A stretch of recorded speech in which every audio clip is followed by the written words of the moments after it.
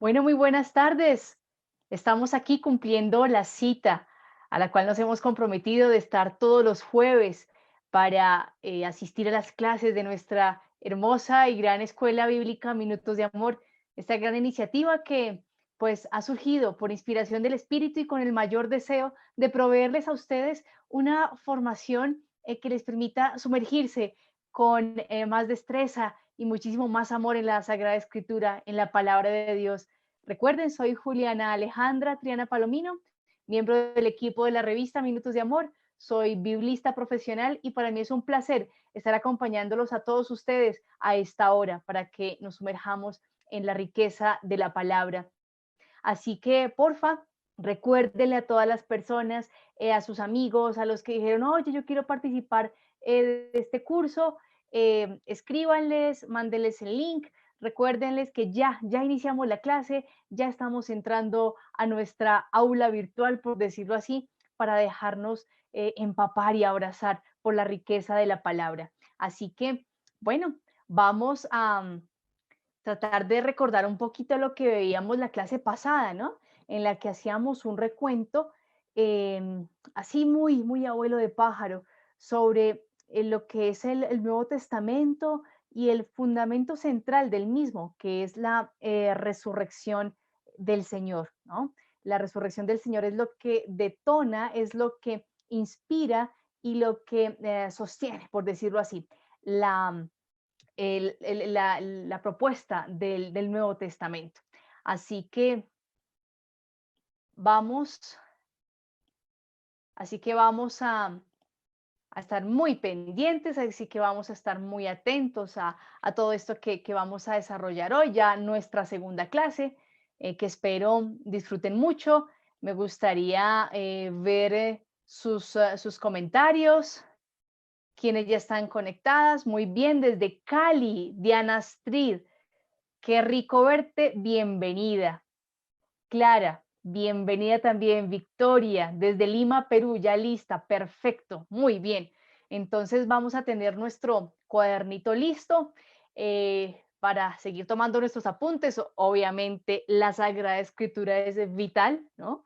Para nuestra clase de Biblia, que hoy vamos a comenzar a manejar un poquito más y a partir de la próxima clase vamos a estar súper sumergidos en la palabra porque hoy vamos a ver otro tipo de herramientas a nivel de contextualización de tipo histórico, geográfico y cultural que nos van a ayudar a entender muchísimo más los textos del Nuevo Testamento. Bien, muy bien, Alejandra, un saludo muy especial, Ana María, desde Nueva York, Alejandra, claro, a nosotros también nos hace falta poder estar de manera presencial con todos ustedes, claro que sí. Pero bueno, puedes adquirirlo, el devocional, por la página de districatólicas.com, ahí puedes adquirirlo en nuestra página de internet, ahí está el tutorial para que puedas acceder a ella y de manera digital y online, lógicamente, pues puedas leerla. María Angélica, gracias, desde el almacén de minutos, muy bien. Un abrazo grande. María Cleofe, muy bien, gracias por estar aquí.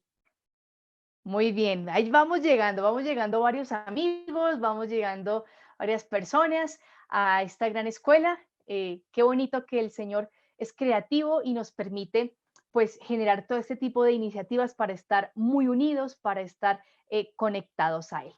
Entonces, si les parece, en honor a la puntualidad, vamos a dar inicio a nuestra clase de hoy, no sin antes poner en manos del Señor esta jornada. Miguel Ángel, un placer, bienvenido. No sin antes poner en manos del Señor esta jornada, qué mejor que orar con la misma palabra de Dios para que sea ella pues la que nos ayude, ¿no? A, a sumergirnos en la espiritualidad de la escritura y en el mensaje que Dios quiere regalarnos. Muy bien.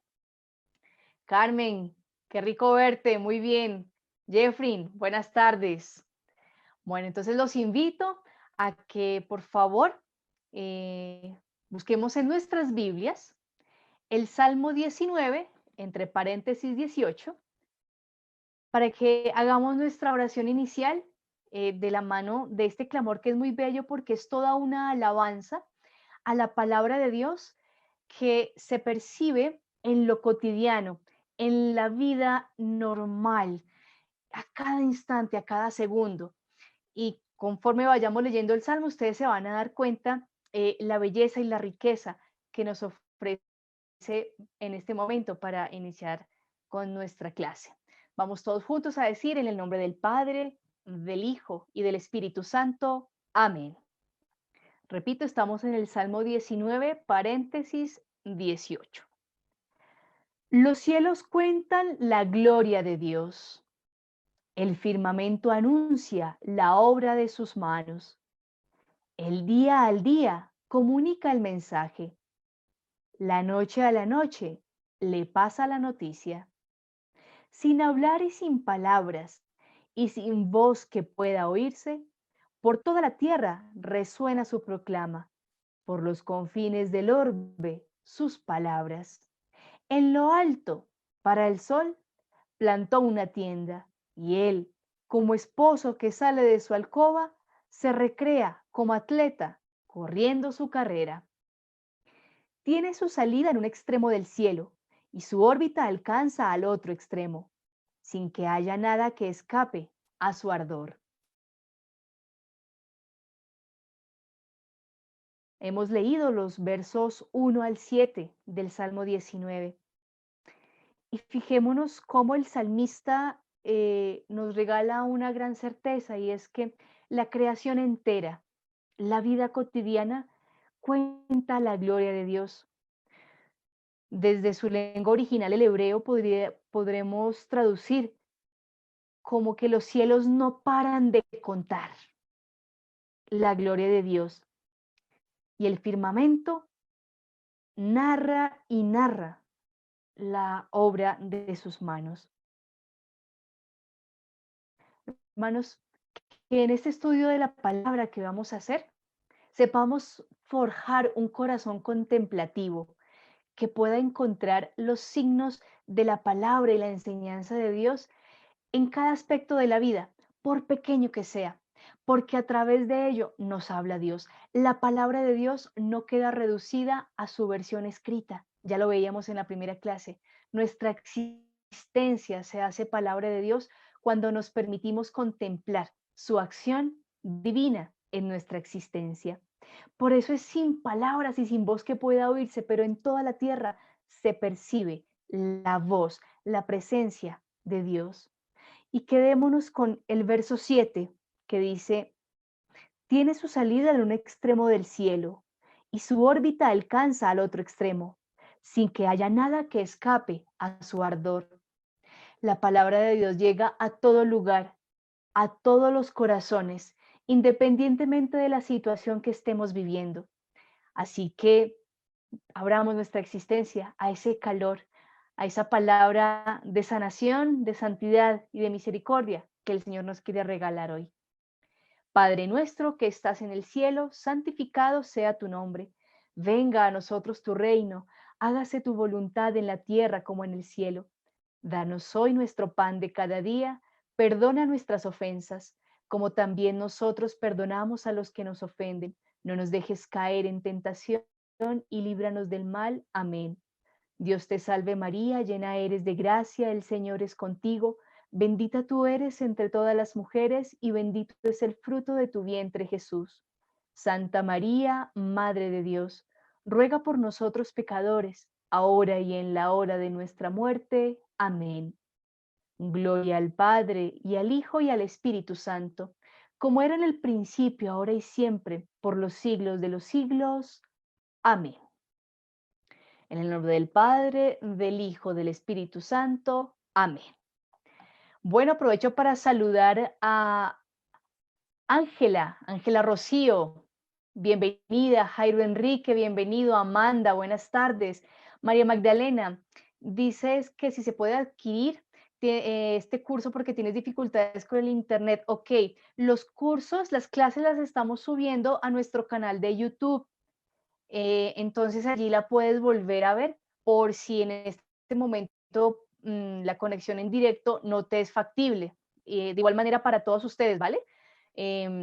Para que le comenten a las personas que por X o Y motivo no se pueden conectar a la versión en vivo, en el canal de YouTube van a quedar colgadas todas las clases. De igual manera, aquí en nuestra página de Facebook mandaremos el enlace con el videito de la clase que lo remitirá al canal de YouTube para que lo vean cuantas veces deseen, para que vuelvan a tomar nota, en fin.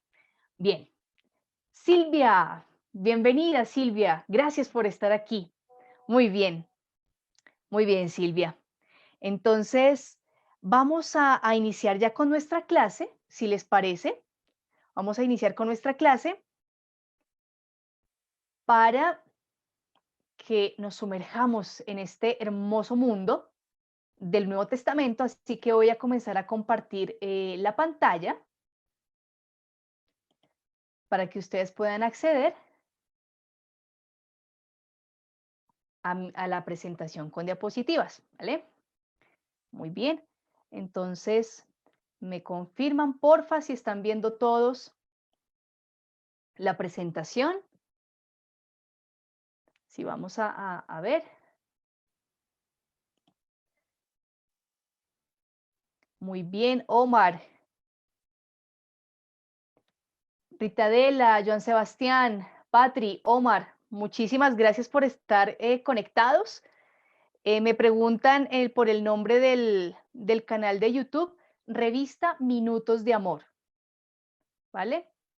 Entonces, Patri, el canal de YouTube es Revista Minutos de Amor. De todas maneras, Ana María, si me puedes hacer el favor y puedes colocar el enlace allí. Muy bien, listo. Graciliana, bienvenida. Norma, listo. Gracias, Carmen, por el feedback. Listo. Patti, Clara, ok. Muy bien.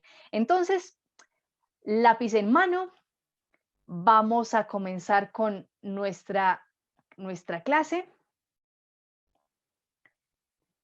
de contexto del Nuevo Testamento. Y a manera de recorderis, nosotros quedamos en la clase anterior en que el núcleo del Nuevo Testamento es esta gran noticia, que Jesús está vivo, que Él es el Mesías y el Hijo de Dios. Esa experiencia va a atravesar todo el Nuevo Testamento.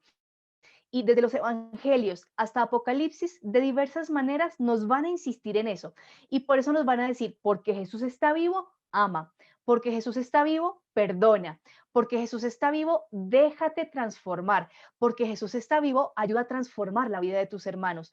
Porque Jesús está vivo, ten fe, ten esperanza. Lucha por una vida más justa, más digna para tus hermanos. ¿Todo por qué? Porque Jesús está vivo. Entonces, esta va a ser la gran constante a lo largo de todo el Nuevo Testamento y veíamos qué era la resurrección, ¿cierto? Entonces, recordemos los dos términos en griego que usamos para definir la resurrección, o más bien que la escritura usa para definir la resurrección.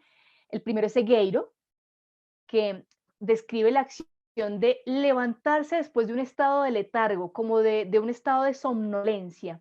Así que resucitar desde este vocablo de Geiro es ponerte de pie y estar despierto después que te has levantado del sueño en que te sume el pecado. El pecado nos deja así como medio, perdóname la expresión coloquial, como medio atontaditos, ¿sí? Que no sabemos para dónde caminar. Entonces la resurrección es la victoria definitiva sobre ese estado de postración y por eso nos mantiene despiertos, despiertos y de pie para servir al Señor. Otro vocablo que usa el Nuevo Testamento para describir la resurrección es anistemi, que también implica ponerse de pie, pero entonces este ponerse de pie es con un ánimo nuevo, con un propósito definido y estar listo para emprender una nueva tarea, para salir. Entonces, desde este punto de vista vemos la resurrección como esa capacidad que tiene Dios de regenerar nuestra vida a tal punto de que nos da un nuevo enfoque existencial, un nuevo sentido para vivir y una nueva capacidad para transformar de su mano la realidad personal que vivo y la realidad de mis hermanos. Veíamos también que la resurrección la comprendemos como una promesa cumplida del Padre, porque el justo no queda frustrado, el justo recibe la recompensa de Dios. Dios respalda a la humanidad en Jesús, porque al devolverle la vida a Jesús, nos devuelve la vida a nosotros. Es un gesto de compromiso fiel de Dios por la felicidad del hombre. Y también la resurrección es la promesa cumplida de Jesús a sus discípulos, porque les dijo, al tercer día resucitaré, ¿cierto? Es también un acto de restitución de las víctimas. ¿Cuáles eran las víctimas en ese entonces? Mujeres, niños, enfermos, extranjeros, y también es la restitución para las víctimas de hoy. Por eso la resurrección es un misterio actual, permanente. Y evidentemente es la confirmación del perdón de los pecados y la propuesta de amistad a todos los pueblos. La resurrección y sus efectos no son reducidos a un segmento de la población, es el regalo que Dios da a la humanidad entera. Por eso la predicación es un ejercicio muy bello porque se trata de que toda la humanidad tenga el regalo. Eso es predicar, encargarme con pasión de que toda la humanidad tenga el regalo de Dios. No solo mis amiguitos, no solo los que me caen bien, sino todo aquel que necesite la paz y la misericordia de Dios. Muy bien, entonces para cerrar esta partecita que es como el recorderis de la clase anterior, veíamos que la resurrección la podemos entender como una plenitud de la vida en Dios, con Dios y para Dios. Por eso, hermanos, hermanas, tenemos que tener plena confianza y certeza en lo siguiente. Es verdad, no es mentira, es verdad que el pecado fue derrotado. Es verdad. Es verdad que el Padre nos perdonó. Es verdad que el Espíritu Santo vive dentro de nosotros y en medio de nosotros. Y es verdad que nuestra mente, nuestro carácter, voluntad, afectos pueden ser transformados. La realidad de Dios en nuestra vida no es una realidad únicamente del ámbito religioso y cultural y por allá lejos. Al contrario, es Dios que se mete en nuestra vida cotidiana, incluso hasta en el deporte que nos encanta, y desde ahí nos va planificando, haciendo que todo en nuestra vida tome el justo lugar, que tome la fuerza precisa para que todo comience como a engranar, a unirse de la manera precisa para que la vida sea plena, sea feliz. Entonces la resurrección nos garantiza eso, que Dios toma nuestra vida, la moldea para alcanzar la felicidad. Muy bien. Bueno, entonces nosotros pudiéramos decir, oye, Juliana, todo eso está muy interesante, Alejandra, muy bien, todo muy bonito, ¿cierto? Pero, a ver, ¿cómo podríamos definir realmente qué es el Nuevo Testamento? ¿No? Algunos podrían decir, bueno, pues es la segunda parte de la Biblia cristiana, ¿cierto? Porque la Biblia cristiana tiene Antiguo Testamento y Nuevo Testamento. Bueno, es una buena definición, ¿cierto? Alguien podría decir, yo sé un poquito más, y yo diría que el Nuevo Testamento es el conjunto de los 27 libros de géneros literarios distintos y cuenta la historia de Jesús y sus seguidores. Bueno, también es interesante esta definición. Otro más profundo pudiera decir, no vea, el Nuevo Testamento es la historia de la acción de Dios a través de Jesús en el nuevo Israel, que es la iglesia. Bueno, también es válida. Pero el Nuevo Testamento, queridos hermanos, es mucho más que un conjunto de libros, es mucho más que una historia particular. El Nuevo Testamento, concretamente, es la plenitud de la alianza entre Dios y la humanidad, que comenzó ¿cuándo? Con el pueblo de Israel. Y en el pueblo de Israel se gestó una promesa, que con él, a través de él, se iba a hacer una alianza para la humanidad entera, para la creación entera incluso. Entonces, el Nuevo Testamento es la plenitud de esa alianza entre Dios y la humanidad que se sella en la persona de Jesús, que es Mesías e Hijo de Dios. ¿Y cómo se sella? A través de su muerte y resurrección. Eso, hermanos, concretamente es el Nuevo Testamento, plenitud de la alianza. ¿Bien? ¿Cómo vamos hasta ahí? ¿Chévere? Bueno, muy bien. Por eso, queridos hermanos, el Nuevo Testamento no es literatura mágica. O sea, esto no es contar la historia de una persona que vivió hace más de 2000 años y que hizo una serie de cosas raras como caminar sobre el agua o que tenía poderes sobrenaturales y multiplicaba la comida, que tenía una gran capacidad discursiva y dejaba callados a todos sus oponentes. No, esta no es una literatura mágica. El Nuevo Testamento nos narra la verdad de lo acontecido con Jesús de Nazaret en un momento de la historia, del espacio, del tiempo muy concreto. Esto es histórico, el Nuevo Testamento es histórico por cuanto nos presenta la irrupción, la llegada de Dios en la vida real y concreta del hombre. Por eso es histórico, porque nos cuenta la inmersión de Dios en nuestra realidad. Y el Antiguo Testamento también. El Antiguo Testamento también es histórico en esa línea, porque nos presenta cómo Dios se encuentra con el hombre en la historia, ¿vale? En lo concreto de la vida. No obstante, la Sagrada Escritura en general no pretende ser un tratado de geografía y de historia al estilo moderno en que nosotros lo entendemos hoy, porque muchas cosas de las que están allí escritas quizás no son fieles a los tiempos, a la ubicación geográfica, pero esto no le resta la verdad de lo que nos quiere transmitir. ¿M? ¿Por qué? Porque en la escritura se nos van a narrar hechos que ocurrieron, ¿cierto?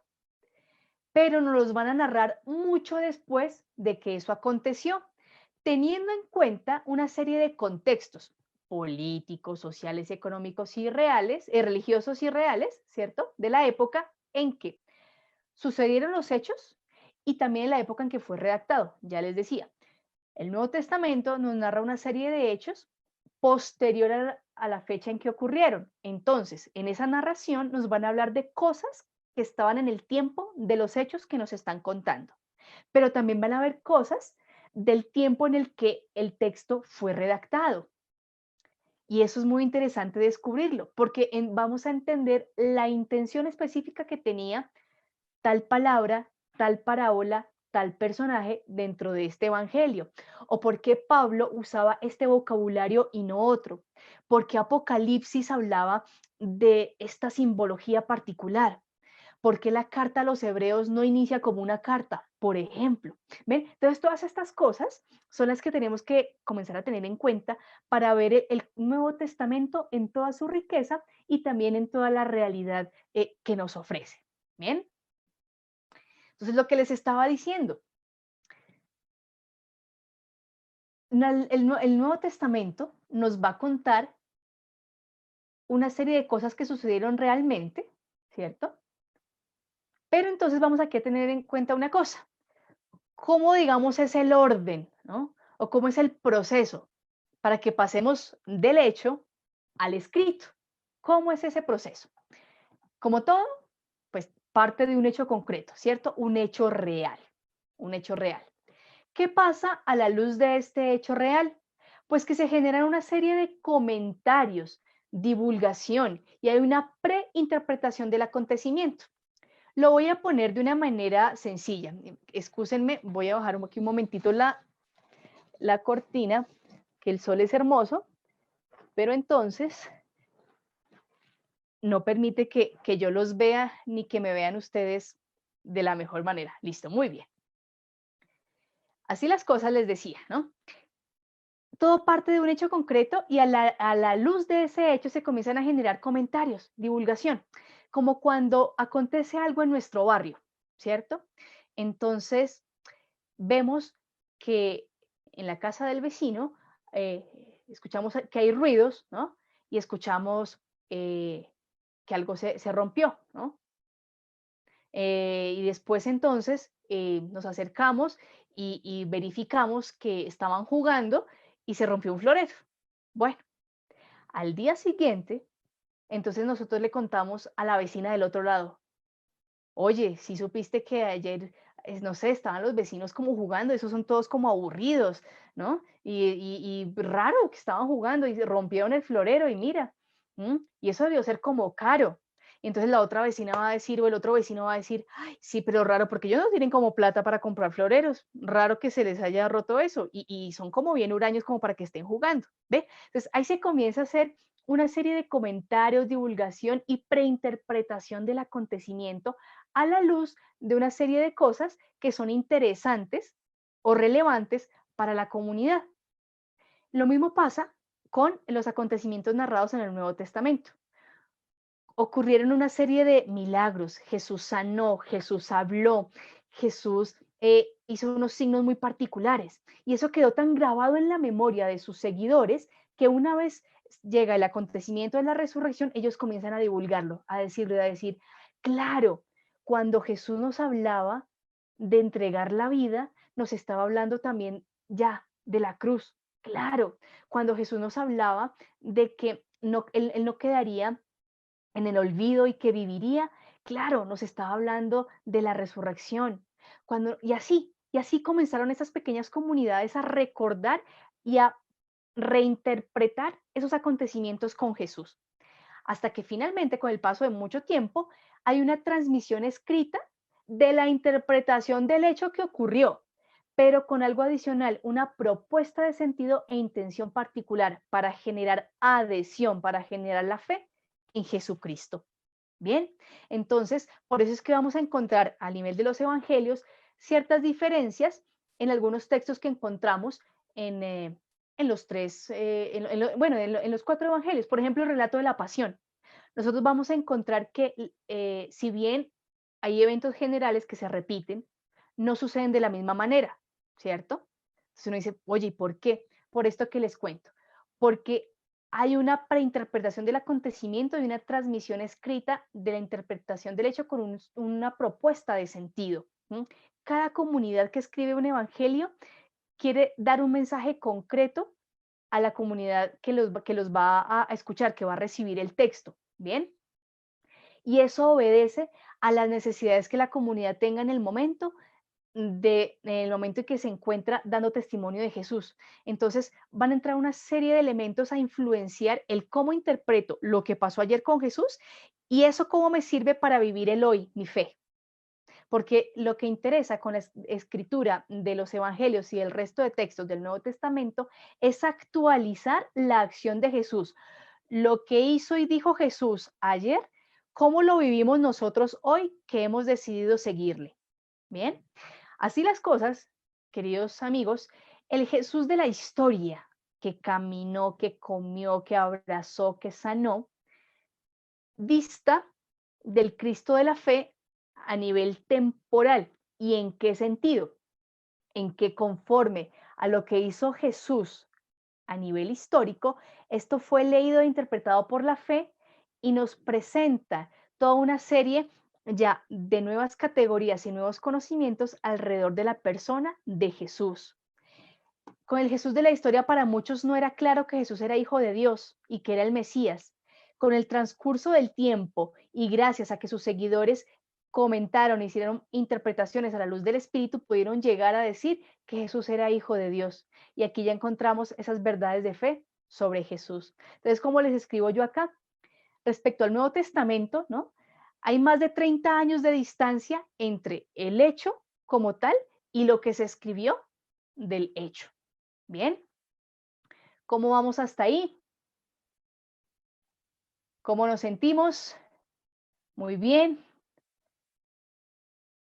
¿Perdidos o vamos bien? Bueno, ustedes me cuentan, cualquier cosa ustedes me cuentan, ¿listo? Muy bien, Ana Miriam, hola. Listo, perfecto. Entonces seguimos.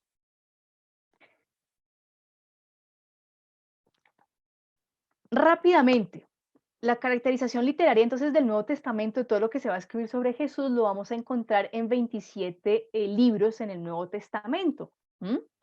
Que son de diferente género literario, diferente enfoque, fueron escritos en diferentes épocas, pero como tal, eh, desde la segunda mitad del siglo primero, desde el año 51 después de Cristo, hasta principios del siglo segundo es que se producen todos estos textos del Nuevo Testamento. Fíjense el, el tiempo, ¿no? La franja, el periodo de tiempo que abarca esa escritura.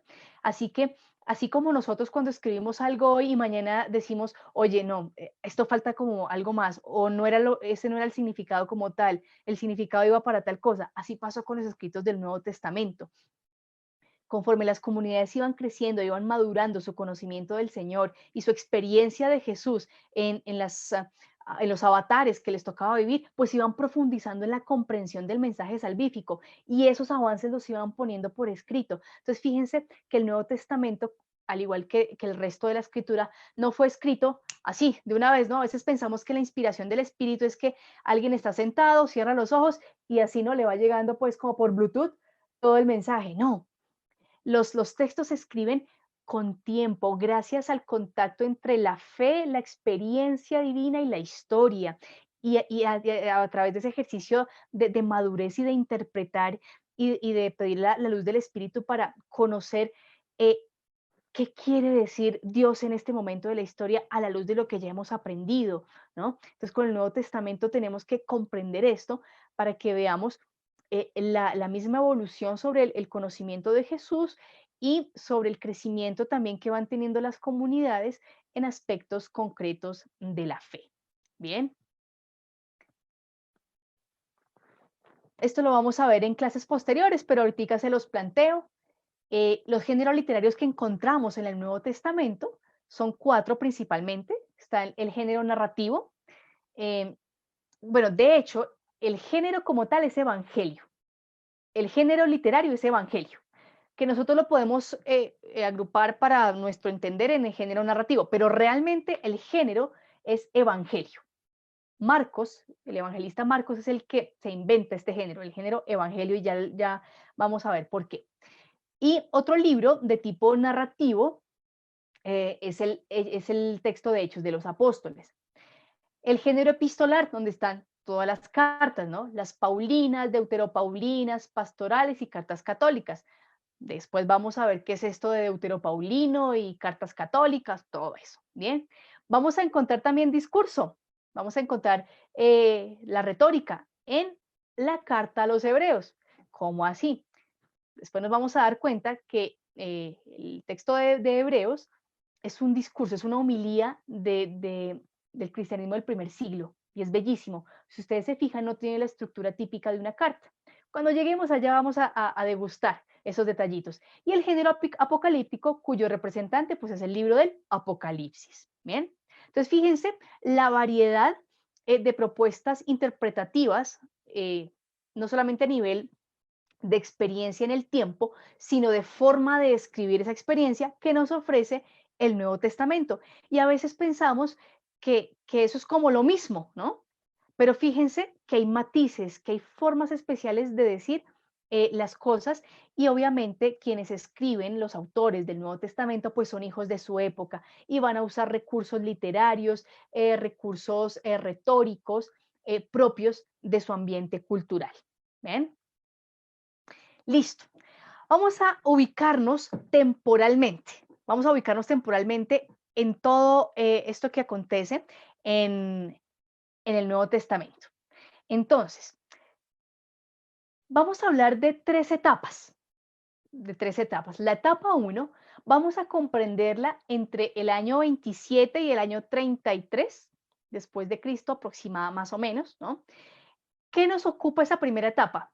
El ministerio público de Jesús y la comunidad prepascual, ¿sí? Más o menos vamos a abarcar. Aquí podríamos decir que va del 27 al 30, más bien.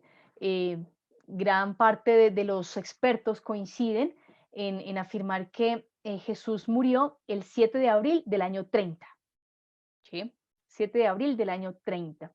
Según los cálculos, el nacimiento de Jesús lo podemos ubicar entre el año 6 y 4 antes de la era cristiana. ¿Sí? ¿Por qué estos desfases? Nosotros pensamos siempre que Jesús nació en el año 0, ¿cierto?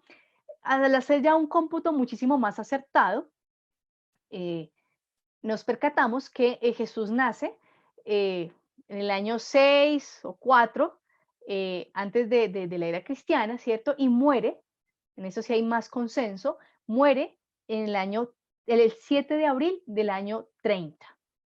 Esto se llega por cómputos que se hacen para verificar en qué año coincidió la Pascua, concretamente en día viernes, y entonces haciendo los cómputos se verifica que el 14 de Nisan, que es el día en que se celebra la Pascua en el calendario judío, ¿no? Que para nosotros sería el mes de abril, Nisan sería el mes de abril, entonces cayó justo el 30, perdón, sí, el 30, eh, perdón, el 7 de abril del año 30, 7 de abril del año 30. Entonces esa es la primera etapa, que nos ubica el ministerio público de Jesús y la comunidad prepascual. Bien. La etapa 2.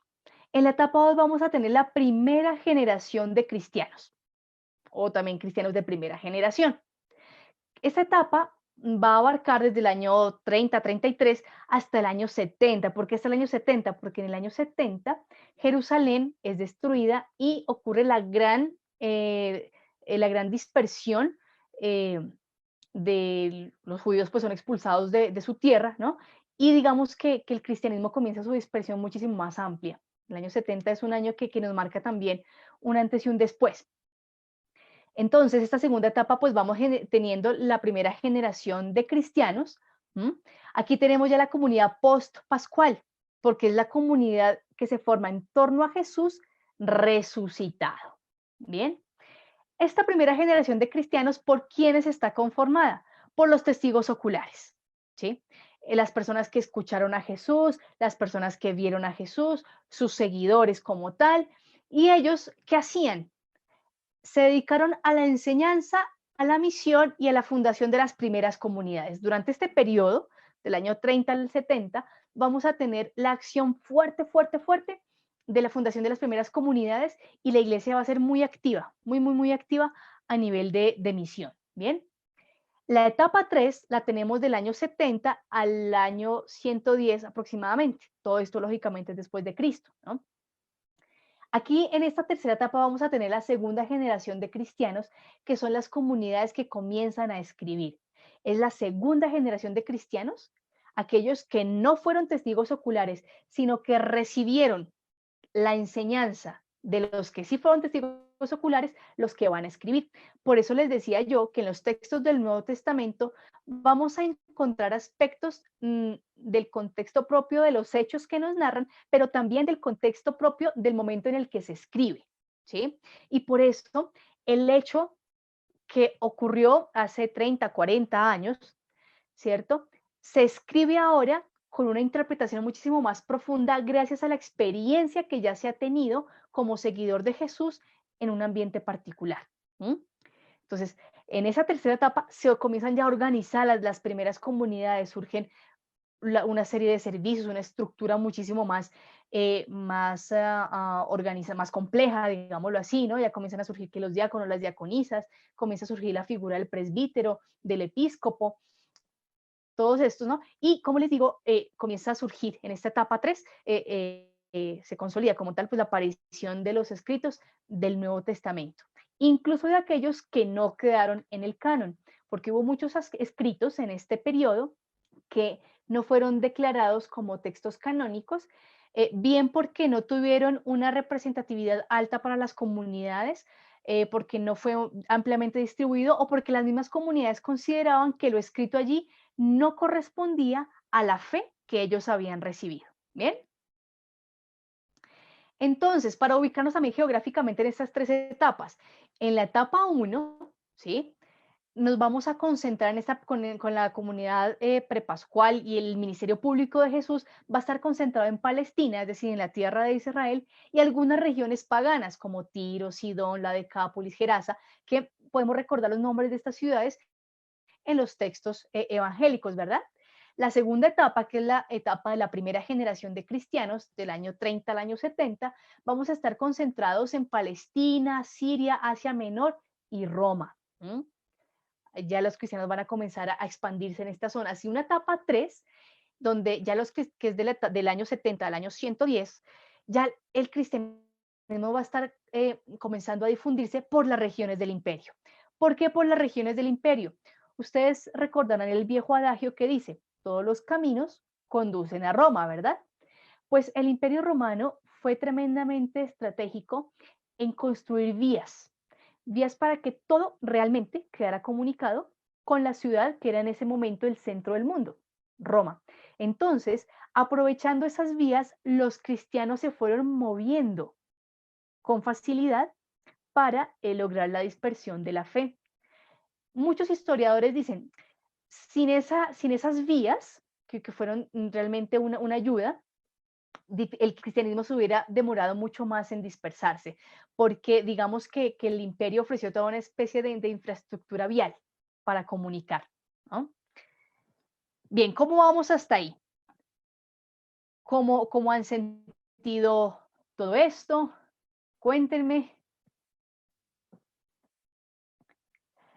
Patri, Patri, la fecha que me preguntas acá es el 7 de abril, 7 de abril del año 30. Sí, 7 de abril del año 30, ¿vale? Eh, Graciliana me pregunta, ¿el género evangelio se podría definir como anuncio? En la palabra evangelio, en griego, traduce buena noticia. Entonces, digamos que sí es anuncio y está muy relacionado, está muy relacionado con el anuncio que hacía el Imperio Romano por el nacimiento del emperador. Digamos que el evangelista Marcos es muy astuto porque él se roba este término evangelio, se lo roba al vocabulario del imperio para volverlo una palabra del ambiente cristiano. Entonces, eh, imagínense, el imperio romano estaba acostumbrado a escuchar evangelio, así se pronuncia en griego, evangelio, cuando nacía un emperador, porque el emperador se asumía como hijo de Dios, ¿no? Cuando el imperio ganaba alguna guerra, entonces se decía, evangelio, buena noticia, ¿sí? Y entonces Marcos llega y dice, pues el verdadero buen anuncio, el verdadero hijo de Dios, no es el emperador, no es el hijo del emperador, es Jesús, el hijo de Dios. Y si ustedes van a mirar el evangelio de Marcos, Marcos 1.1 dice, comienzo del evangelio o de la buena noticia de Jesús, el hijo de Dios. Bien. Tú me preguntas, Diana, me dices que entonces es el mismo querigma. No propiamente. Evangelio como buena noticia y dentro del Nuevo Testamento lo encontramos como género, ¿cierto? Y concretamente como libro. El querigma hace alusión a un anuncio importante que se realiza en la corte, pero no tiene la misma envergadura de evangelio, ¿sí? Y a nivel cristiano, querigma hace parte del compendio del anuncio básico de la fe. Eh, Jesús murió en la cruz por nuestros pecados para salvarnos, al tercer día resucitó y ahora vive en la gloria del Padre. Conviértete. Digamos que esa es como el resumen del querigma que se generaba una vez Jesús resucitó, ¿vale? Querigma también está relacionado con querix. Querix es el que anuncia, ¿no? Y pueden ustedes hacer como un poquito de alusión a estos emisarios de los reyes, ¿no? Que tocaban la trompeta y decían anuncio de su majestad, ¿no? Entonces el que decía eso era el querix. ¿No? Entonces querigma se vuelve un anuncio del rey. Entonces, ¿qué es lo que anuncia el rey en el ámbito cristiano? Que Jesús es el Hijo de Dios que murió por nuestros pecados para salvarnos, al tercer día resucitó, está sentado a la derecha de Dios Padre, vendrá nuevamente con gloria y poder, ¿cierto? Y tú conviértete. ¿Bien? Diego, en YouTube lo puedes ver en el canal de YouTube que se llama Revista Minutos de Amor. Ahí lo puedes ver. Carmen, dices, ¿los primeros escritos se hicieron en estos diferentes lugares o se concentraron en un solo lugar? Muy buena pregunta, Carmen. Los escritos se hicieron en diferentes lugares, en diferentes lugares. Y es que los textos no se produjeron, digamos, el libro completo de Marcos y así, no. Se fueron produciendo por partecitas. Entonces vamos a hacer otra vez la escalita, ¿no? Está el hecho concreto, ¿cierto? La interpretación y la divulgación del texto, del hecho, perdón. Luego se comienza a escribir el hecho. Entonces, a nivel del cristianismo primitivo, comienzan a surgir primero algunos escritos narrando las parábolas de Jesús. Otros narrando el texto de la pasión, ¿sí? Que de hecho el texto de la pasión fue uno de los primeros textos que se escribió y que ese sí se escribió en bloque, su gran parte se escribió en bloque, ¿sí? Eh, Otros tenían los milagros o las sanaciones. Entonces, circulaban de manera independiente textos así. Haz de cuenta como pedacitos de hojita de papiro en la época, ¿no? Con las parábolas de Jesús. En otro, las sanaciones de Jesús. En otro, algunos discursos, ¿sí? Y así. Y así comenzó a generarse hasta que llega un compilador, ¿cierto? Que va tomando lo que ya está escrito y lo que se ha ido diciendo y construye un relato continuo. ¿Quién es el primero? ¿Quién es digámoslo así, el pionero en esto? El autor del Evangelio de Marcos. ¿Por qué? Porque él se inventa primero el género, lo que les decía, ¿no? El género evangelio, el género evangelio, y adicionalmente es el primero que se atreve a escribir una historia de Jesús en medio de una época ya convulsionada, ¿sí? En una época ya convulsionada porque hacia finales, o sea, cuando se aproximaba ya el año 30, muchos judíos estaban en pugna fuerte con Roma, estaban diciendo ya no aguantamos más, ¿no? Y la comunidad de seguidores de Jesús todavía no se veía como algo aparte del pueblo judío, sino que se veía como unos judíos raros, unos judíos que están comenzando a creer en ese Jesús Nazareno, que dicen que resucitó. ¿Mm? Jairo, muy bien. Querigma, pasión, muerte y resurrección del Señor es el centro del anuncio. Y la buena nueva es el Evangelio. Muy bien, digamos que el querigma es ese contenido desde ese anuncio, ¿verdad? Evangelio lo vemos a nivel más amplio como género como tal y como buena noticia. Muy bien, Jairo, me gusta participantes. San Damaso primero. Patri, vamos a hacer una corrección allí. Eh, San Damaso, digamos que es muy posterior, ¿no? Y ya te digo que para el año, para principios del siglo segundo, para principios del siglo segundo, ya teníamos completo Evangelio de Marcos, ya teníamos completo Evangelio de Lucas, teníamos completo Evangelio de Mateo, teníamos completo Evangelio de Juan. Ya los textos estaban completos. A principios del siglo segundo, años 110, 120, ya los textos estaban listos, ¿sí? Ya estaban completicos. ¿Sí? La iglesia, ¿qué comienza a hacer más adelante? Comienza a organizar su canon. Que cuando se define el canon completo o definitivamente para la iglesia católica en el concilio de Trento. ¿Listo? En el concilio de Trento ya la iglesia emite ya un comunicado formal diciendo estos son los libros que nosotros decimos que son canónicos, que los damos como inspirados, ¿vale? Pero, con muchísimo gusto, Padre, para eso estamos. Pero ya para principios del siglo segundo, como te decía, ya el Nuevo Testamento ya está escrito, ya, ¿sí? Bueno, muy bien. Entonces estamos súper enchufaditos, me encanta esto. Entonces voy a seguir con la presentación. Muy bien. Entonces, ¿por qué surgen los textos? ¿Por qué esa necesidad de comenzar a escribir qué dijo Jesús? ¿Por qué curó? ¿Cuándo curó? ¿Cómo curó? ¿Por qué surge esa necesidad? Primero, por esa necesidad parenética, una necesidad exhortativa. ¿Qué es eso de la parenesis?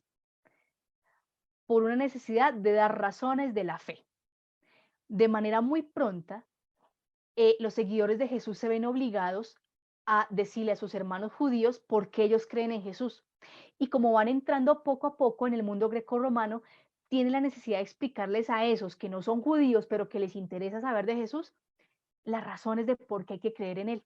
Entonces es importante que yo como misionero tenga algo escrito, ¿cierto? Para que cuando yo me vaya a otro lugar de misión, la comunidad que se queda tenga sobre qué seguir reflexionando, ¿sí? Y que aquel que me escuche conozca la veracidad de aquello que yo he recibido. ¿Sí? Entonces, ¿por qué surgen los textos? Para dar razones de nuestra fe. La palabra técnica sería por una necesidad parenética. Bien. Segunda necesidad, una necesidad litúrgica. Como ya estamos creciendo en torno a Jesús, ¿cierto? Ya estamos en el año 35, el año 40, todo esto, ¿no? Los testigos oculares están diciendo, vamos, muchachos, Cristo está vivo, hay que creer en Él, hay que vivir de una manera justa con todos, vamos a ayudar al pobre y al oprimido, vamos a vivir una vida de solidaridad, bueno, en fin, todo el mensaje de Jesús, estamos salvos del pecado, convirtámonos, todo comienza a decirse y se comienza a generar una celebración particular en torno a la fe en Jesús. Hechos de los Apóstoles lo narra muy bien. ¿Por qué? Porque nos va a decir que los cristianos se reunían a partir el pan, a orar juntos y a compartir las escrituras, ¿cierto? Entonces, cuando compartimos las escrituras, no solamente se compartían las escrituras de lo que nosotros conocemos hoy como Antiguo Testamento, que era la tradición con la que venían lógicamente los primeros creyentes en Jesús, ¿cierto? Porque todos provenían del pueblo judío, ¿cierto? Entonces, no solamente se sientan a meditar lo que dijeron los profetas, lo que dijeron Moisés para entender mejor a Jesús, sino que comienza ya a meditar lo que recordamos que nos dijo el maestro. Entonces, para que no todo quede en la tradición oral, comencemos a escribir para que nuestras celebraciones también adquieran un nuevo significado en torno a Jesús. Entonces, ¿por qué se escriben los textos? Por una necesidad litúrgica para celebrar la fe. ¿Listo? Y una intención catequética. ¿Qué quiere decir catequético? Custodiar y transmitir la fe, ¿cierto? Entonces es importante que con esta comunidad de Antioquía, por ejemplo, que vamos a suponer que yo fui compañera de Pablo y de Bernabé, ¿no? Allá en esa fundación de la comunidad de Antioquía.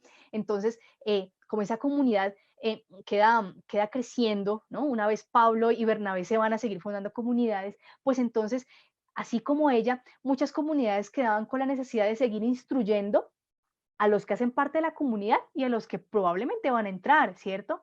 Entonces necesitamos tener bases claras para transmitirles la fe a esos que ya hacen parte del rebaño. Eh, Podemos de pronto confundir la necesidad parenética con catequética, pero la diferencia está en que la parenética es para ayudar razones de fe al que está afuera, ¿cierto? Al que me dice, ¿y tú por qué crees en Jesús? ¿Mm? Entonces, esos primeros cristianos, por esa necesidad parenética, dieron razones de su fe y por eso comienzan a escribir. La catequética es para cubrir la necesidad de seguirnos formando nosotros, los que ya estamos en el camino. ¿Bien? Entonces, miren ustedes esta imagen. Esta imagen nos representa la variedad eh, religiosa, cultural, tradicional del Nuevo Testamento, ¿sí? De todo lo que nos va a implicar el estudio del Nuevo Testamento. Aquí tenemos entonces una imagen que nos va a recordar al pueblo de Israel, ¿cierto? Porque decíamos en la primera clase que nosotros no podemos leer el Nuevo Testamento olvidándonos del Antiguo, porque uno y otro, más que complementarse, se planifican mutuamente, ¿sí? Se comprenden mutuamente.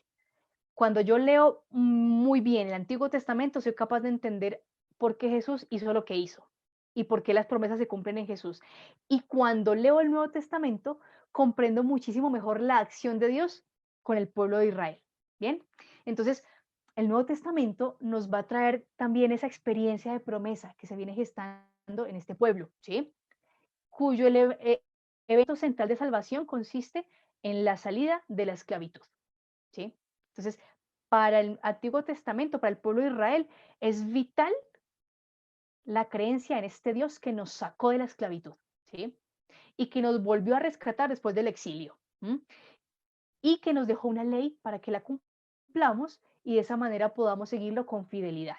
Entonces, por eso aquí tenemos, digamos que el lado de la propuesta de Israel, ¿no? Aquí estos son una tablilla de los 10 mandamientos, ¿m? En hebreo. Muy bien.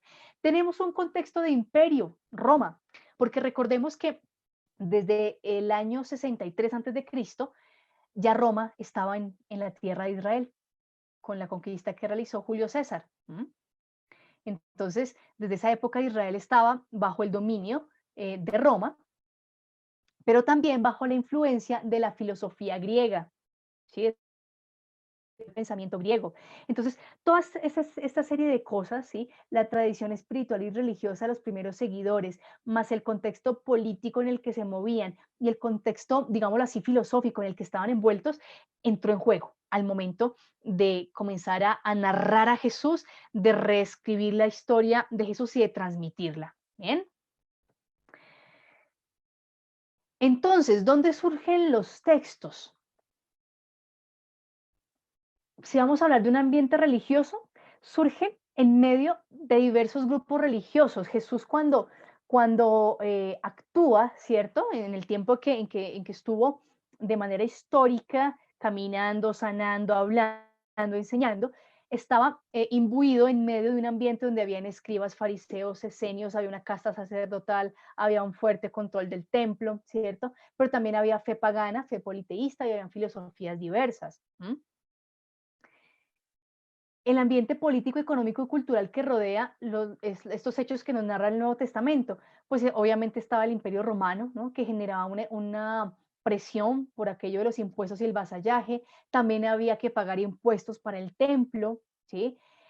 La salida principal a nivel económico se concentraba en la agricultura, la pesca y la construcción, pero se vivía marginación del pobre, ¿sí? Había mucha marginación del pobre. Habían diversos grupos judíos, estaban los elotas, estaban los sicarios, ¿m?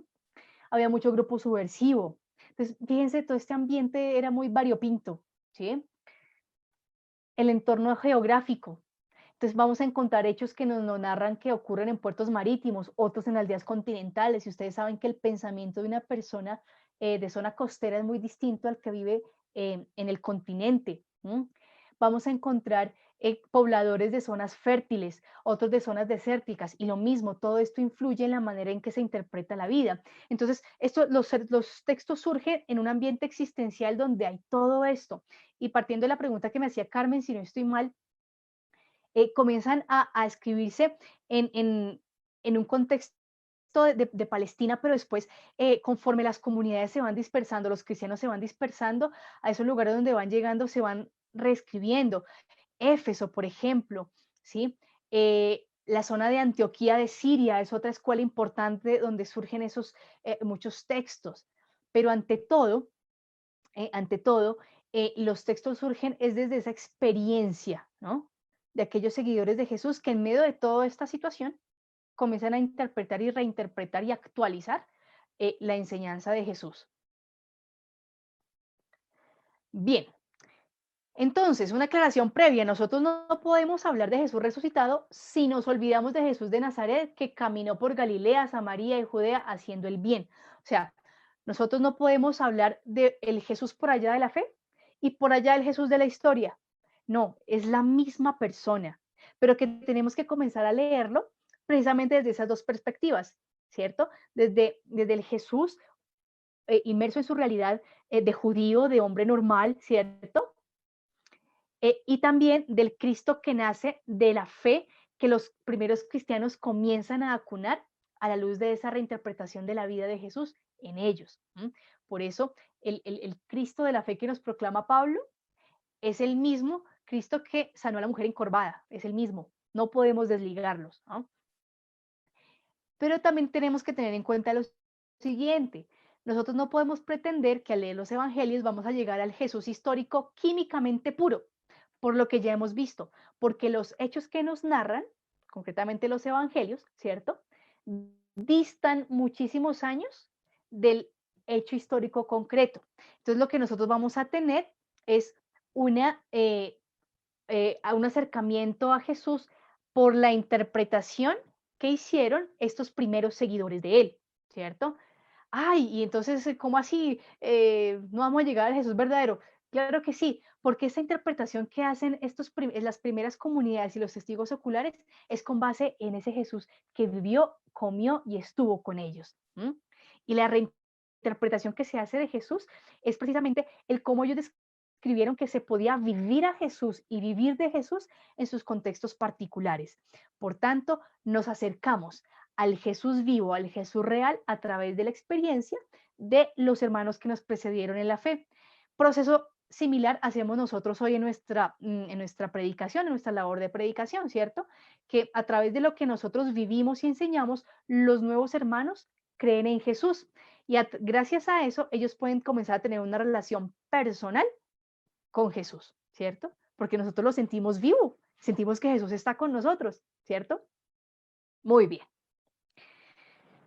Bien, no existe una única historia de Jesús, hablando de los evangelios, sino que los 4 evangelios y los otros escritos son una experiencia particular de una única persona. ¿Listo? Atención con lo siguiente. Con los 4 evangelios nosotros no podemos hacer como una especie de mezclas. Decir, ay, mire, Marcos es el más chiquito y como el más desordenado. Entonces lo que le faltó decir a Marcos lo dijo Mateo. Y lo que le faltó decir a Mateo, o que lo quería decir diferente, lo dijo Lucas. Y lo que a ellos les faltó, entonces lo completó Juan. No, cada evangelio responde a una necesidad concreta de una comunidad y nos da cuenta de una experiencia de fe particular. ¿Listo? Evidentemente vamos a encontrar sobre todo con los tres sinópticos, eh, que hay una secuencia, ¿no? Una sinopsis básica. ¿Por qué? Porque hay tradiciones comunes, porque lógicamente, si quienes escriben recibieron el testimonio de los testigos oculares, pues van a partir de la misma fuente. Pero las cuestiones diferenciales que comenzamos a ver son a la luz de las experiencias de fe que cada comunidad va teniendo. Entonces, cada evangelio tiene un propósito teológico propio y, como les digo, responden a experiencias y necesidades de cada comunidad. Los evangelios no son biografías en el sentido estricto de la palabra, ¿bien? Sino que nos cuentan la experiencia de Jesús de cada una de esas comunidades. Bien, les quiero preguntar algo. Les quiero preguntar algo. Ya tenemos las 5:01. ¿Ustedes me quieren regalar 5 minutos más y completo una cosita para no quedar como tan en punta? Cuéntenme. Eh, Jairo, me preguntas, el imperio griego para la época del imperio romano había dejado un gran legado en lo cultural, lengua, arquitectura, economía. De hecho, el griego es la lengua del comercio de aquella época y la lengua en que los textos del Nuevo Testamento cobran vida e influencia. Sí, Jairo, muy bien. Eh, el griego del Nuevo Testamento es el griego koiné, no es el mismo griego retórico. ¿Listo? Es el griego koiné, que era el griego del comercio. ¿Listo? Entonces, muy bien, Jairo, por esos aportes y me gusta que participemos y complementemos todo eso. Y otro aporte de la cultura griega es la filosofía, ¿no? Y recordemos que hay muchos judíos de la diáspora, como Pablo, por ejemplo, que crecen en un ambiente griego, de influencia de la filosofía griega, y por eso tienen mayor facilidad para comenzar a interactuar a nivel intelectual con los sabios de esas corrientes. Entonces, evidentemente, la influencia del pensamiento griego y del imperio romano dentro del desarrollo del cristianismo, pues es bastante grande. Por eso es importante que seamos curiosos y leamos sobre los contextos históricos, geográficos, porque eso nos ayuda a comprender muchísimo más la riqueza de nuestra fe y a valorar los esfuerzos de estos primeros cristianos. Bien, bueno, como ustedes me dieron permiso, entonces voy a robarles hasta las 5:11. ¿Listo? Muy bien, muchísimas gracias a ustedes por esa generosidad. Entonces, hemos visto como es toda esa parte contextual, ¿no? Que rodea la escritura de los textos del Nuevo Testamento, pero como el centro del Nuevo Testamento es la persona de Jesús, pues debemos comenzar a explorar, ¿y quién es Él? ¿Quién es Jesús? ¿Mm? Para eso quiero que recordemos una cita del Papa Francisco en su encíclica, en su exhortación, perdón, Evangelii Gaudium. Dice, la alegría del Evangelio llena el corazón y la vida entera de los que se encuentran con Jesús. ¿Mm? Así que encontrarnos con Jesús y comenzar a saber quién es Jesús nos debe llenar a nosotros de alegría, así como lo fue para los primeros que tuvieron contacto no solo con Él, sino con aquellos que lo conocieron y transmitieron su experiencia. ¿Mm? Ahora, antes de que se me escape, la resurrección del Señor lleva a percibir a Jesús vivo en la comunidad y la comunidad comienza a entender que ahora el cuerpo del Señor, que el Señor mismo es la comunidad y que la comunidad entera está también dentro del Señor, o sea, comienza a sentirse como esa comunión. Por eso, la comunidad comienza a reconocer que cualquier cristiano que esté pasando hambre es el mismo Cristo que está pasando hambre. ¿M? Y de igual manera, cuando la comunidad se reúne y actúa en favor del pobre, es Cristo mismo el que está actuando. ¿Bien?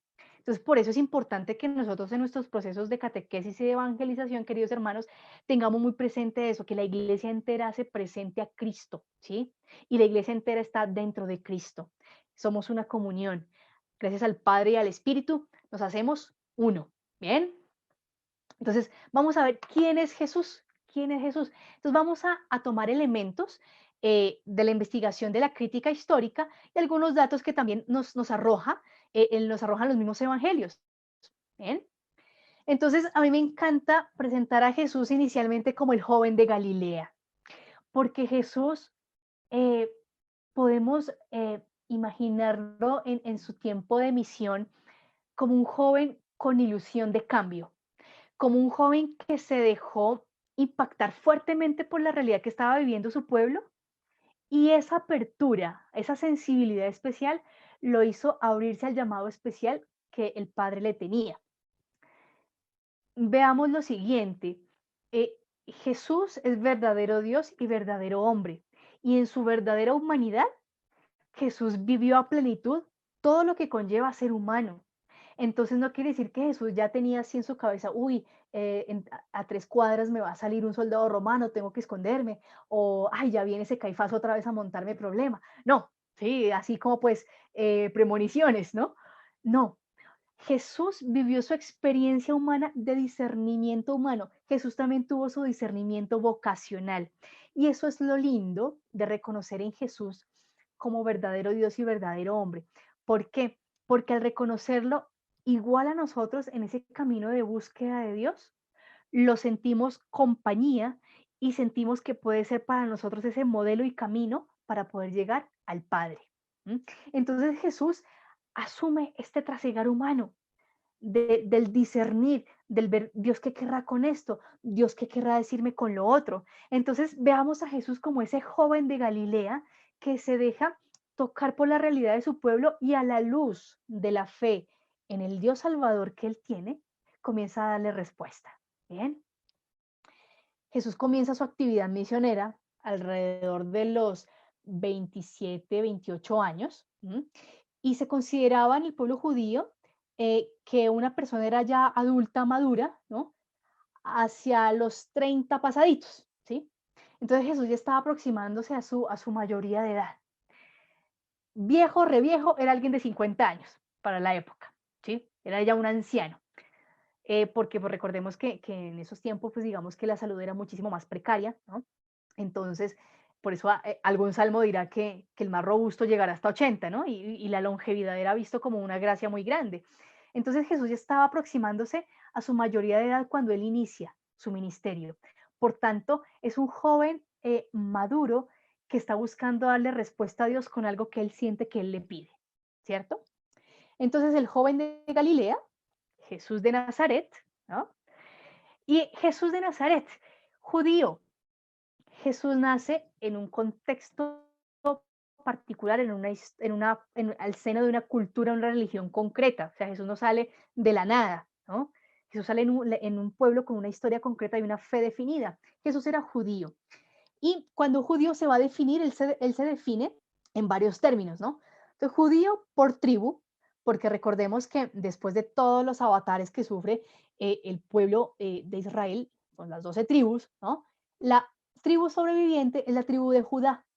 Entonces, en adelante, el judío se va a sentir vinculado a esa única tribu que logró sobrevivir. Bien, es israelita porque reside en la tierra de Israel, en la tierra prometida, bien, en la tierra que Dios prometió antaño. Semita por raza, ¿sí? Porque la raza semita era conformada por varios grupos, pero entonces a nivel religioso ellos se entienden semitas porque son descendientes de Sem, hijo de Noé, ¿sí?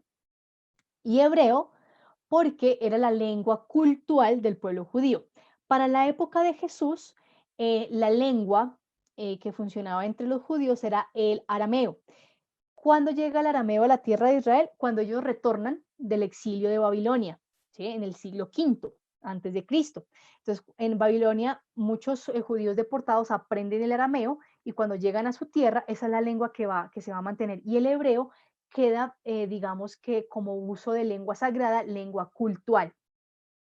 En las sinagogas, digamos, cuando Jesús los sábados, como buen judío, iba a la sinagoga, la palabra se leía en hebreo y había un traductor que hacía la explicación en arameo, ¿sí? Y como ya lo decíamos se me va tu nombre, Jesús, el que nos habló también de la lengua griega, se me va el nombre, qué vergüenza contigo. Como nos decía, también otra lengua que estaba, digamos, en el común de las personas era el griego koiné, que era manejado sobre todo por aquellas personas que tenían contacto con el comercio. Bien. Jesús, en hebreo, su nombre se pronuncia Yeshua, ¿sí? traduce Yahvé salva. Para el judío el nombre es algo muy importante porque el nombre implica la misión, ¿bien? Entonces ese era un nombre muy común en la época. Jesús no era el único Jesús en el siglo primero, habían otros que también tenían ese nombre, pero un nombre muy significativo. Y para diferenciarlo, quizás de los otros Jesuses, ¿no? O en general de los habitantes del pueblo, se le ponía un apellido en relación a de quién era hijo. Entonces, cuando querían llamar a Jesús, decían Yeshua Bar Yosef, Jesús, el hijo de José. ¿Bien? Por eso nosotros encontramos que está que Juan, el de Zebedeo, pues Juan, hijo de Zebedeo. Bien. En otras partes quizás le dijeron a Jesús, Yeshua Hanotri, o sea, Jesús, el de Nazaret. ¿Mm? Imagínense Jesús cuando comienza a predicar en otras zonas de Galilea, ¿no? Y dice, venga, y ese señor que está hablando tan bueno, ¿de dónde es? Ah, no, Yeshua Hanotri, Jesús, el de Nazaret. Entonces ya lo ubicaban, ¿bien? En la Galilea de los años 30, ¿sí? Saber de dónde vienes y a qué familia perteneces brinda una información muy importante, sobre todo porque te ubica de una manera cultural bastante sugerente e impactante en el entorno. Entonces Jesús era Galileo, la zona norte de la tierra de Israel, ya lo decíamos, de Nazaret, de un pueblo muy pequeñito y además desconocido. José era de profesión artesano o albañil. La palabra que se usa en griego es tecton, que puedes traducir como el albañil, el artesano, una persona que trabajaba en muchas cosas, ¿no? No solamente en carpintería, sino que era muy hábil con otros eh, oficios. Y su mamá se llamaba María y era muy conocida en Nazaret y era una mujer judía de su época. ¿Por qué decimos que María era muy conocida? Recuerden ustedes en el Evangelio de Marcos y de Lucas cuando nos narran la visita que Jesús hace a Nazaret, dicen, oye, y este no es hijo de José y no es hijo de María, por tanto era una familia reconocida en la pequeña aldea. El ambiente, ya lo decíamos, un ambiente a nivel político que estaba dominado pues, por Roma desde el 63 antes de Cristo. Había toda una generación de terror y muerte debido a la presión por pagar impuestos. La crucifixión era un método para eliminar subversivos, ¿no? Entonces, si tú te metías con Roma, sabías que difícil salir bien librado. Si cometías un crimen muy terrible, la crucifixión estaba. Y los romanos aprendieron ese castigo de los persas. Porque para los persas había delincuentes tan terribles que la tierra no merecía recibir su sangre. Ese era el pensamiento de los persas. Entonces se inventan la crucifixión para matar a los subversivos. Entonces Roma se apropia también o aprende este tipo de castigos, ¿no? En Galilea, que es, digamos así, como la gran zona donde habita Jesús, Séforis y Tiberíades eran centros ostentosos de dominio romano. ¿Sí? Allí se generaba mucho comercio, las calles estaban pavimentadas, allá era todo muy bonito, muchas esculturas. En otras zonas de Galilea no tanto. ¿Bien? Entonces Jesús lo ubicamos aquí, miren, Nazaret está al norte. Esta parte pues es el sur. Aquí, digamos que haciendo una comparación, los del sur de Israel eran tenidos como la gente de bien, la gente educada, estaban cerca al templo, entonces eran muy observantes. La gente del norte era tenida como, ay, como, bueno, no son tan fieles por ser tan abiertos, y entonces eso no son como tan rigurosos, ¿no? Entonces los del sur le tenían cierto recelo a los de Galilea porque no los veían como tan fieles cumplidores de la ley, ¿no? Fíjense que está muy cerca de Caná, ¿recuerdan? Bodas de Caná. Y cerca a Nazaret está pues, el lago de Galilea, ¿cierto? Que es un gran centro cultural y de reunión y de comercio para toda esta zona. Miren aquí Magdala, donde es María de Magdala, ¿sí? Aquí está Tiberíades, Cafarnaún, Betsaida. Bien, entonces en esta zona fue donde Jesús comenzó toda su actividad apostólica y la comenzó justo en los lugares donde se consideraban que eran menos tenidos en cuenta por Dios. Jesús inicia su labor en el lugar donde más se necesita. Miren esa señal tan bonita. Una casa desde el tiempo del siglo primero en Israel, ¿no? Una casa sencilla podía tener esta estructura, una sola habitación, no habían lujos, ¿no? Eh, Aquí el lugar donde se manejaban pues los animalitos, cocinas y zonas de estar muy modestas, muy sencillas. Entonces digamos que, ¿por qué le quedó fácil a los 4 amigos bajar al paralítico en la camilla por el techo? miren los techos cómo eran, con paja. Entonces era muy fácil destapar el techo de una casa, ¿no? Entonces Jesús probablemente estaba predicando en esta zona, acá, y aquí había gran gente agolpada escuchándolo en aquel episodio que nos narra el Evangelio también de Marcos, ¿no?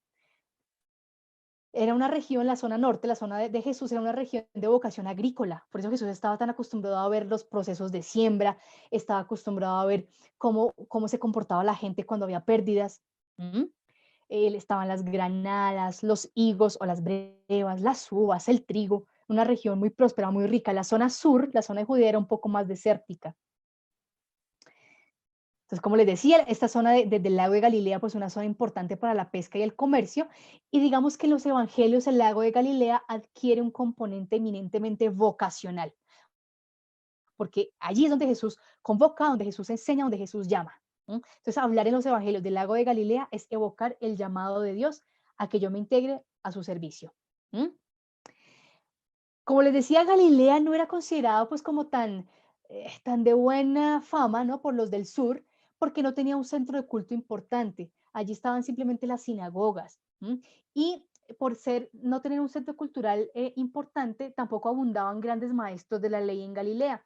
Los directores de la sinagoga o los jefes de la sinagoga no eran los grandes ilustrados, ¿no? Como se podían encontrar en Israel, en Jerusalén, perdón, pero lo bonito que tienen los galileos es que no eran tan estrictos con el cumplimiento de las normas rituales, ¿no? De que esto de que lávate tantas veces, que esto y lo otro, no, pero sí se preocupaban mucho por escuchar bien y por cumplir la ley, por evitar ofender a Dios. Entonces, yo les conté a ustedes que la lengua cultural era el hebreo, ¿cierto? Entonces, cuando Jesús iba a la sinagoga, Jesús escuchaba la traducción que hacían de la lectura, ¿cierto? Y como no había grandes maestros, Jesús se empeñó y quizás fue una persona muy aplicada a escuchar, porque gracias a eso fue que él logró acunar una experiencia particular de Dios y de ahí comenzar a predicar. Por eso es que impacta tanto en los contemporáneos de él, que sin él asistir a las escuelas más grandes de Jerusalén, sin ser alumno de Gamaliel, que era como el profesor de Harvard, ¿no? Si comparamos, ¿por qué sin tener Jesús esa erudición y simplemente con escuchar los sábados la palabra en la sinagoga tenía tanta capacidad para enseñar y enseñar de una manera novedosa? ¿No? Entonces vemos que Jesús se gesta una experiencia distinta. Jesús comienza a leer la palabra, más bien a escuchar la palabra de una manera nueva. Y eso le enseña a conocer a Dios de una manera nueva y conocer su responsabilidad como creyente de una manera nueva.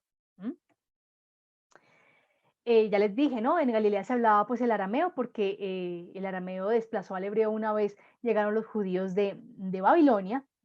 ¿Cuáles fueron las palabritas primeras de Jesús? Abba e Imá, que traduce a pa y ma, pero en la línea del balbuceo. Cuando el niño está aprendiendo a hablar, que dice ma, ma, ma, pa, pa, pa, así. Esos dos vocablos traducen es eso. Por eso es tan bonito cuando Jesús dice, cuando se dirijan al Padre, díganle Abba, papi, pa. Jesús comienza a descubrir que Dios, el poderoso, el grande, es ante todo papá, y papá tierno, papá amoroso. Y los galileos se identificaban de una manera muy fácil porque tenían un acento particular, se les dificultaban los sonidos guturales. Entonces tú sabías que había un galileo por ahí por la manera en que hablaba. Bien. Los primeros años de Jesús, él recibió una educación muy especial de parte de María y de las mujeres de su familia, porque las mujeres eran las encargadas de sembrar los primeros rudimentos en la fe del niño. A los 12 años el niño comenzaba su preparación para la vida adulta y en ese momento era cuando el papá se encargaba de la crianza más directa, tanto en la fe como en el oficio que le iba a enseñar a su hijo. Entonces, digamos que hasta los 12 años, María y las mujeres de la familia se encargaron de enseñarle a orar a Jesús. Entonces, veamos cómo María también influye en esa manera especial de percibir a Dios en Jesús. María quizá le enseñó a percibir a Jesús en las pequeñas cosas. Le enseñó a percibirlo como un papá que se acuerda de los pobres, de los pequeños. Y por eso Jesús comienza una relación desde chiquito muy bella con Dios como padre. Y cuando él aprende ya, como en el entorno adulto, a orar, se va aprendiendo pues todas las técnicas propias del tiempo y aprende, como todo buen judío, a orar en todo momento. Y quizás una de las expresiones que con claridad pronunció Jesús cuando estaba evangelizando o cuando estaba compartiendo con alguien fue Baruch atah Adonai, que significa bendito sea Dios, bendito tu Señor. Con esta expresión se iniciaba toda oración. Ustedes recuerdan por allá en el Evangelio que leemos en la fiesta del Sagrado Corazón, que dice el Evangelio que Jesús levantando los ojos al cielo dice, te alabo Padre. Es esta misma expresión, Baruch atah Adonai. ¿Sí? Qué bello. Aquí vamos descubriendo esa espiritualidad de Jesús, que vivió pues en algo muy común de su tiempo, ¿cierto? Jesús probablemente habló también koiné, el griego popular, ¿cierto?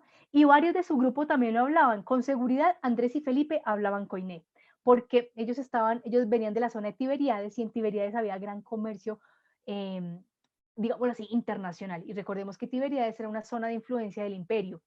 Por tanto, ahí se tenía que hablar el griego como lengua comercial. Jesús no escribió nada, eso tenemos que tenerlo clarito, Jesús no escribió nada y según Lucas presumimos que sabía leer. ¿Por qué según Lucas? Porque Lucas lo presenta en la sinagoga leyendo el rollo de Isaías. Puede ser que haya una intención teológica o que nos quiera describir una participación común de Jesús en la sinagoga, pero presumiblemente Jesús sabía leer. Bien, aquí quiero cerrar esta partecita. Jesús, ¿qué pudo ver? Desde su experiencia orante, desde lo que él escuchaba y entendía de las escrituras cada sábado y de lo que veía en su gente, porque es que en Nazaret y en toda la región de Galilea se veía algo bien particular. Ellos tenían que pagarle impuestos a Roma y que lo tenían cerquitica con las autoridades que vivían en Tiberíades y en Séforis. Entonces tenían que pagarle tributo a Roma, tenían que mandar tributo para el templo de Jerusalén y tenían que pagarle el arriendo de la tierra a los grandes terratenientes. Entonces el campesinado en Galilea vivía tremendamente subyugado y vivía tremendamente angustiado. El único refugio que ellos experimentaban era su fe. Entonces Jesús comienza a percatarse de una gran cantidad de cosas que abruman, ¿sí? Que abruman la vida, de la gente. Entonces Jesús estuvo muy cercano a la corriente farisea, amante de la palabra y de aquellos que tenían la espiritualidad de los anagüín, de los pequeños de Dios.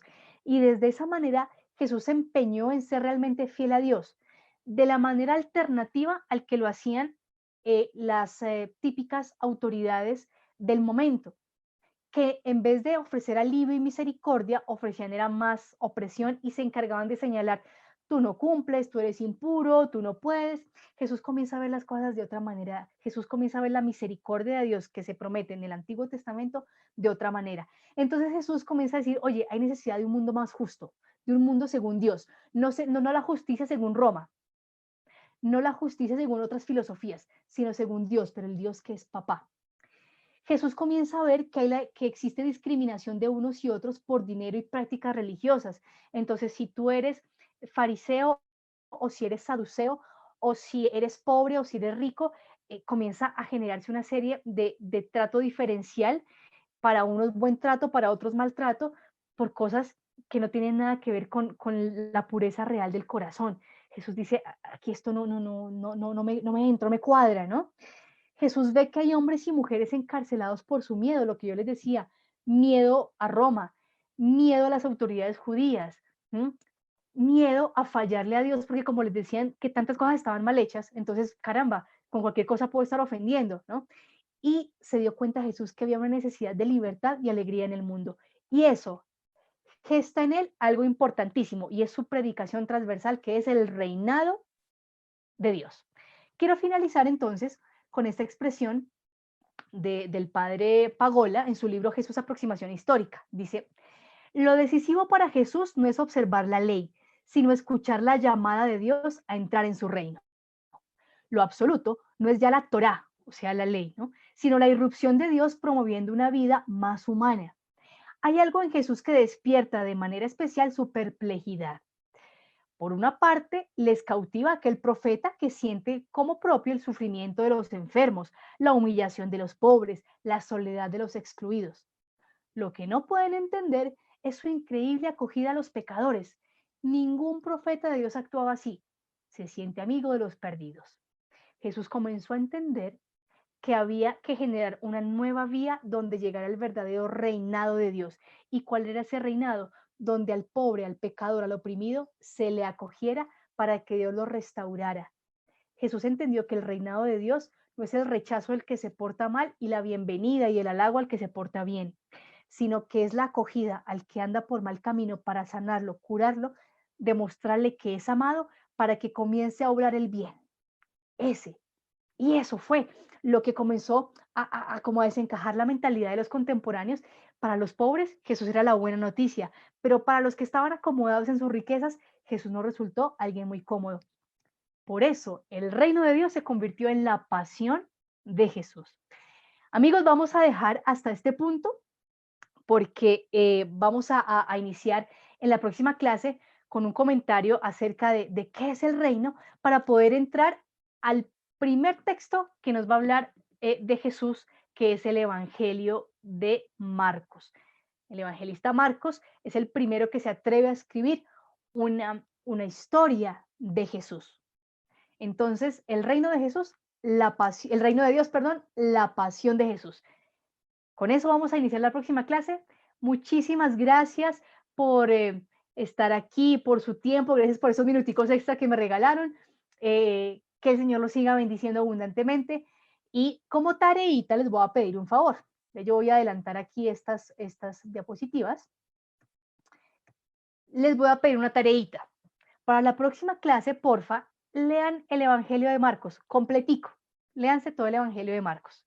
Y van a identificar estas 4 cositas que les propongo. Lugares por donde transita Jesús. Busquen nombres de ciudades, ¿sí? Por donde transita Jesús. Y si tienen mapas de la Palestina del primer siglo, traten de ubicarlos. Si eso es al norte, si eso es al sur. Bueno. Los personajes relevantes del Evangelio. ¿Qué personas se nombran? ¿O qué grupos religiosos hacen aparición allí? ¿Qué acciones resultan más impactantes de las que hace Jesús? No importa por pequeñita que sea, si para usted es impactante, escríbala, ¿sí? Y adicionalmente, oye, ¿qué preguntas le queremos hacer al texto? ¿Qué preguntas yo le quiero hacer al Evangelio de Marcos? Por ejemplo, oye Marcos, ¿tú por qué dices comienzo de la buena noticia? ¿Por qué no decir simplemente buena noticia de Jesús? ¿Por qué decir comienzo de la buena noticia? ¿Mm? ¿Por qué cuando resucita Jesús y las mujeres se encuentran en el sepulcro con el resucitado? Porque huyen de miedo. Yo quiero saber por qué. Entonces, no tengamos miedo en ser curiosos y en hacerle preguntas al texto, porque a la medida que hacemos preguntas al texto, él se abre a nosotros, la palabra se abre a nosotros y nos revela sus hermosos secretos. De nuevo, mil gracias, que el Señor los bendiga, que el Señor los fortalezca, un abrazo grande. Nos veremos el próximo jueves a la misma hora, 4 de la tarde. Un abrazo, el Señor los bendiga. Muy buena tarde para todos ustedes.